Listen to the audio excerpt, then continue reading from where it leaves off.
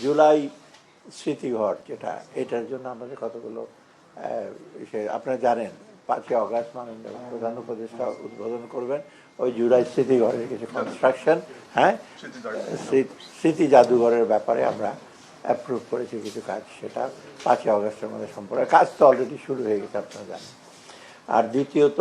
একটা যে LNG, as usual আমরা এলএনজি ইম্পোর্ট করে, গ্যাসের অপর্যাপ্ততা আছে তো আমরা এলএনজিটা আনছি। তৃতীয় আরেকটা জিনিস আছে যেটা খুব গুরুত্বপূর্ণ, আমাদের মনে আছে যে বিগত সরকারের সময় কতগুলো ইন্ডিপেন্ডেন্ট পাওয়ার প্ল্যান্টের কতগুলো চুক্তি হয়েছিল, চুক্তিতে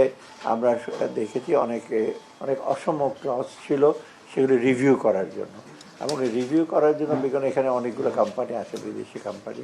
তাদের চুক্তিগুলো রিভিউ করার জন্য হাইকোর্ট থেকে একটা নির্দেশনা আছে, যেটা এটা তাদের সাথে আলাপ আলোচনা করে যাতে আমরা এসে পরিচয় করি, এবং এই জন্য আমাদের আইনি সহায়তা দরকার, এবং সেটা করার জন্য আমরা একটা প্রপোজাল অ্যাপ্রুভ করেছি, যেটা ওই এখানে একটা লিগ্যাল ব্যাপার আছে, তো আইনি ব্যাপার আছে, চুক্তির ব্যাপার, একতরফা তো চুক্তি সে করা যাবে না এটা। আর দ্বিতীয়ত এখানে অবশ্য আমাদের খাদ্য যে উপদেষ্টা আছেন উনি বলবেন ডিটেল, আমরা খাদ্য পরিকল্পনা কমিটি আর কি, যেটা আমরা অ্যাসেস করেছি যে আমাদের খাদ্য মজুদ স্যাটিসফ্যাক্টরি আছে, আউশ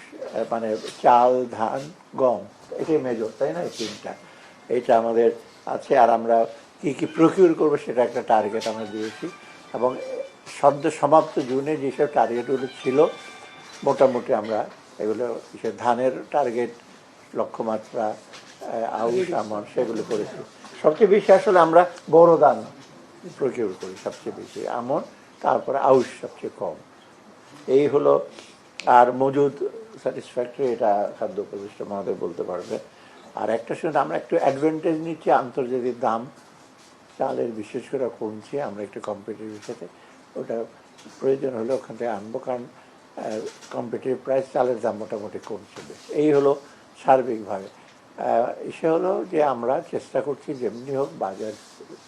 মূল্য স্থিতিশীল করা, সেখানে আপস অ্যান্ড ডাউনস থাকবে, সব পণ্যের দাম একসাথে কমে যাবে সেটা কোনোদিন সম্ভব না, সব পণ্যের দাম একসাথে বেড়ে যাবে সেটাও কাম্য না, অর্থাৎ এই দিক দিয়ে আমরা একটু সজাগ আছি।